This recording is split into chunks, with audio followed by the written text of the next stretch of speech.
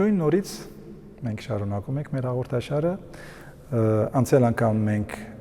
ծանոթացանք ճաշու ժամանակահատվածի կամ ճաշու ժամերկության ընթացքում գտնվող պատարագի հատվածին, որը նաև, ինչպես ասացի, ներքին կարգով, եթե մենք պատարագը բաժանում ենք 4 մասի, համընկնում է երախայից պատարագի հատվածի հետ, երախա բառը հիշեցնեմ մեր ընկալումով, հայ առաքելական եկեղեցու կամ քրիստոնեության ընկալումով, ոչ թե տարիքային ինչ-որ դասակարգում է, այլ նշանակում է չմկրտված, այսինքն հոգևորապես դեռ չի հասունացել եւ բնականաբար չի համարվում եկեղեցու անդամ եւ բնականաբար զրկվում է բուն պատարագի մասնակցելուց, այսինքն հաղորդվելուց, արդեն իրավունք չունի, քանի դեռ չի մկրտվել, այսինքն մինչեւ այս հատվածը բոլորին թույլատրվում է մասնակցել պատարագին, այստեղից արդեն մենք կամաց մոտենում ենք բուն պատարագին, որտեղ արդեն իրավունք ունեն մասնակցելու մենակ քրիստոնյաները կամ եկեղեցու անդամները։ Հետևաբար սարկավակը իմիջիայլոց հիշում եք առաջին հաղորդման ժամանակ, որ խոսեցի յուրաքանչյուր գործող անձնավորություն պատարագի ժամանակ ինչ դերակատարություն ունի, սարկավակը պատարագը կազմակերպողն է եւ երբեմն շատ խիստ հորդորներ է տալիս։ Այ օրինակի համար հիմա պիտի ասի կամ արդեն ասում է մի ոք հերախայից, մի ոք թերահավատից, անմաքրից եւ այլն, սկսում է թվարկել այս սրանք հանկարծ չմոտենան աստվածային պատարագին, այսինքն հանկարծ իրենք իրավունք չունեն մասնակցելու։ Կամաց իրենց պիտի հորդորի, որ գնան դուրս ասելով իհարկե հնում եկեղեցիներ ունենում էին գավիթ, որը եկեղեցու նախամուտքն էր, այնտեղից ոնց որ հերվից որպես զուտ հանդիսատես էին դիտում կամ մասնակցում նրանք, ովքեր իրավունք չունեին բառացի մասնակցելու։ Արդեն այստեղից պիտի մոտավորապես մուտք գործենք դեպի բուն պատարագը, որտեղ ինչ է տեղի ունենում, հիշում եք, մենք խոսեցինք գլխավոր իհարկե պատարագի նյութը հաղորդության նյութն է, այսինքն նշխարն ու գինին սկիհի մեջ դրած, որի համար եւ որի վրա անընդհատ աղոթքներ է կարդում պատարագիչը եւ բնականաբար մեր երգչախմբի կամ ժողովրդի աղոթներով եւ վերջում մենք հավատում ենք, որ տեղի ունենում հրաշք եւ այդ նշխարն ու գինին վերածվում են Քրիստոսի մարմնին եւ արյան, որ պատարագի վերջում նաեւ երբ դա մենք ընդունում ենք մեր մեջ, որ Աստված ներգործում է մեր մեջ, մտնում է մեր մեջ, բնակվում է մեր մեջ, այսինքն նախքան պատարագը մենք ուրիշ մարդ ենք, պիտի որ պատարագի ավարտին մենք վերածվենք ուրիշ մարդու, մաքրված, սրբված, գոնե այդ պահին եւ Աստծո ներկայությունը մեր մեջ։ Մենք դրան ենք հավատում, հետեւաբար արդեն իսկ բնականաբար սկիզբը հիշում եք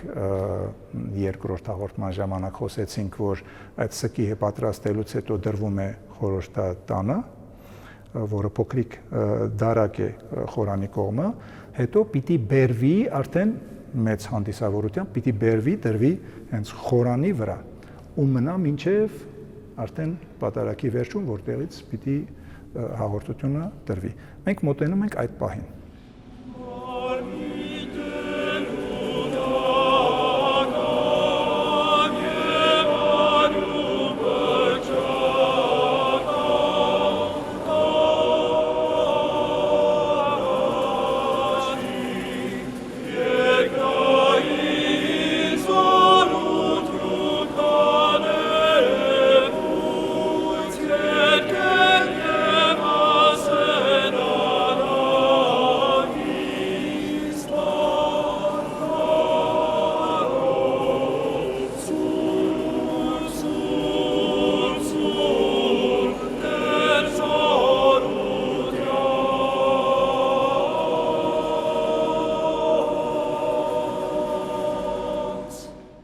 Ուրեմն խոսում ենք արդեն սկիհի բովանդակության մասին, որը նաև շուտով պիտի վերածվի կամ մենք հավատում ենք, որ պիտի վերածվի Քրիստոսի մարմնին եւ արյան։ Եվ ասում ենք մարմին տերունական եւ արյուն փրկչական կա առաջի։ Այսինքն տիրոջ մարմինն ու արյունը ահա վասիկ արդեն մեր դիմաց է։ երկնային զորություն կնաներևույթ երկեն եւ ասեն անհանգիստ բարբարով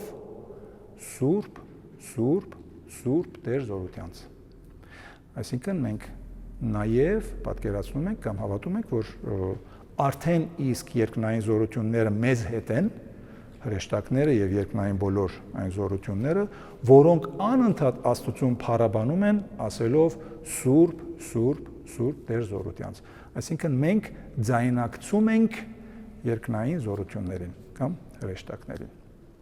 Փորձեմ երգել, եթե կարող եք ինձ հետևել։ Մարմին տերունական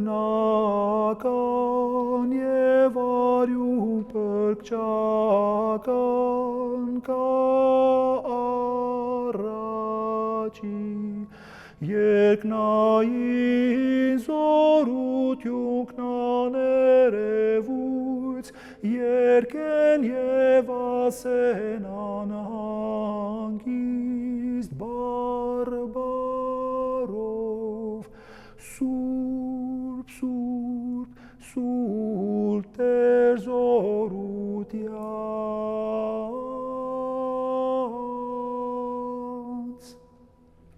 Իհարկե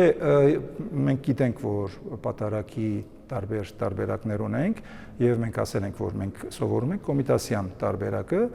հիմնականում մեղեդին նույն կանոնիկ մեղեդին է, որից օգտվում են բոլորը, այսինքն սա ոչ թե հորինված է, այլ մեր հին կանոնիկ մեղեդուց է, բնականաբար շատ նման են իրար, փոքրիկ մի քանի նոտա տարբերություններով, ամեն դեպքում մենք սովորում ենք կոմիտասյան տարբերակը։ Փորձենք միասին երգել։ Մարմին տերունական եւ արյուն պրկչական կա առաջի երկնային զորություն կներևույթ երկեն եւ ասեն անհանգիստ բարբարով Սուրբ, Սուրբ, Սուրբ Տեր զորությանց։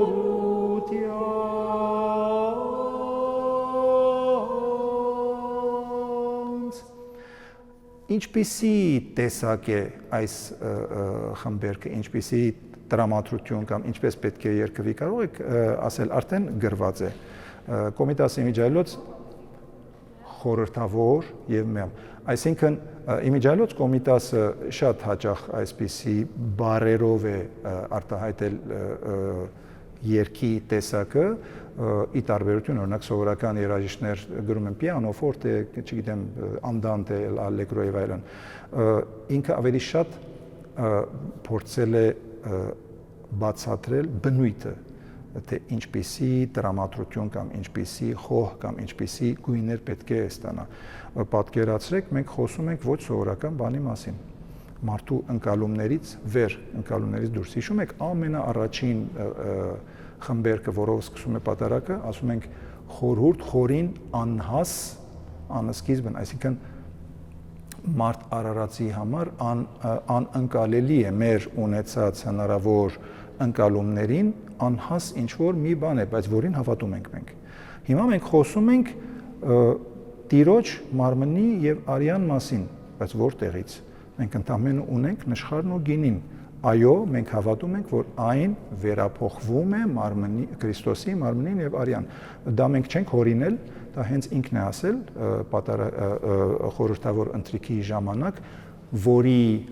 այդ հայտնի նախադասությունները ավելի ուշ պիտի արտասանի պատարագիչը։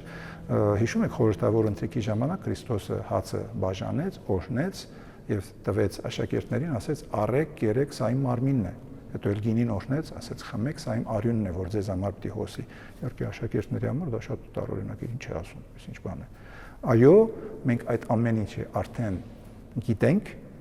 հասկացել ենք եւ հավատում ենք, որ այսպիսին է, այդպես է, այսինքն մեր առաջ հիմա արդեն կա ոչ թե նշխարուգինի, այլ հենց Տիրոջ մարմինը եւ արյունը։ Ահավասիկ մեր համար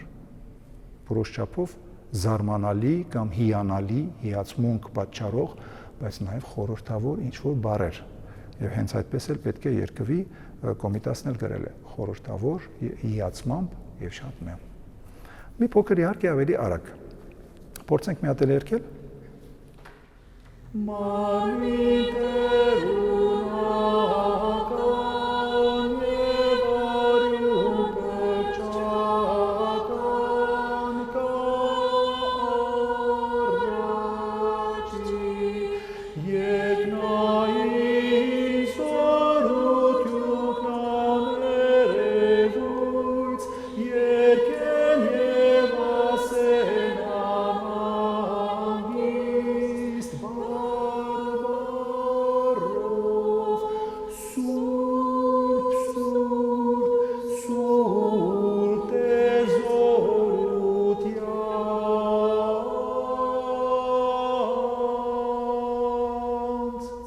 Շատ ապրեք, սրան պիտի հաջորդի արդեն սկիհի բերելը դեպի խորանի վրա դրվելու այդ արարողությունը, որը կոչվում է վերափոխում։ Այսինքն տեղը փոխում են եւ բերում են, դնում են հենց խորանի վրա,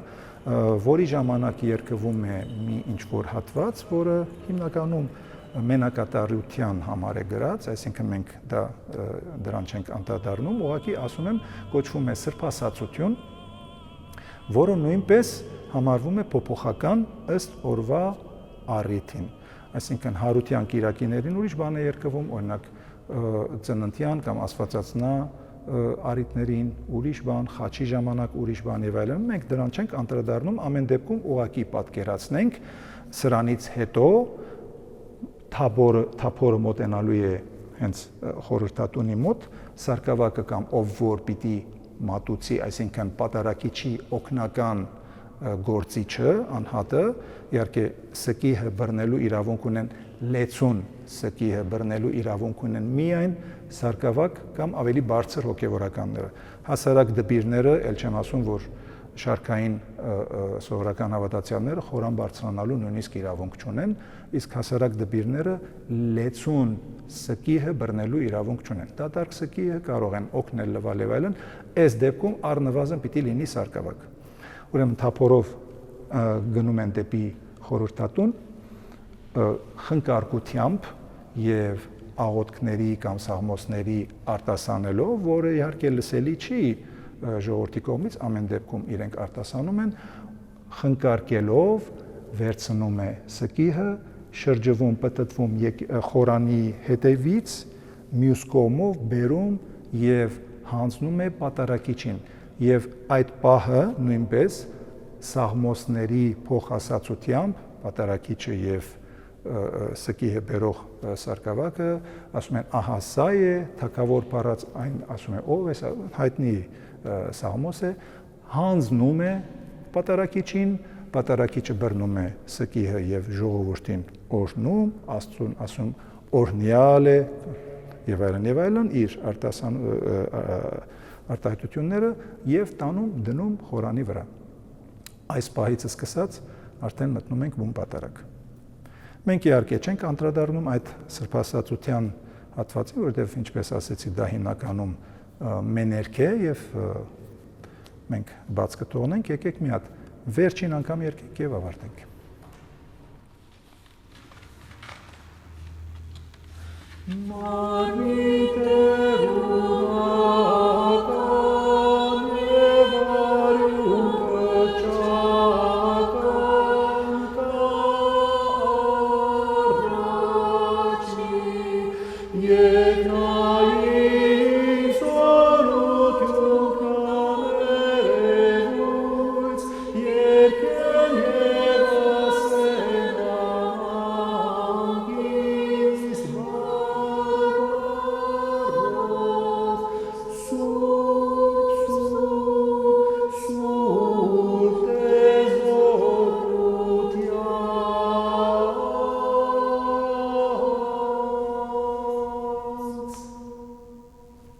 Շատ ապրեք, շատ շնորհակալություն այսօրվա համար այսքան։ Մինչ հանդիպում։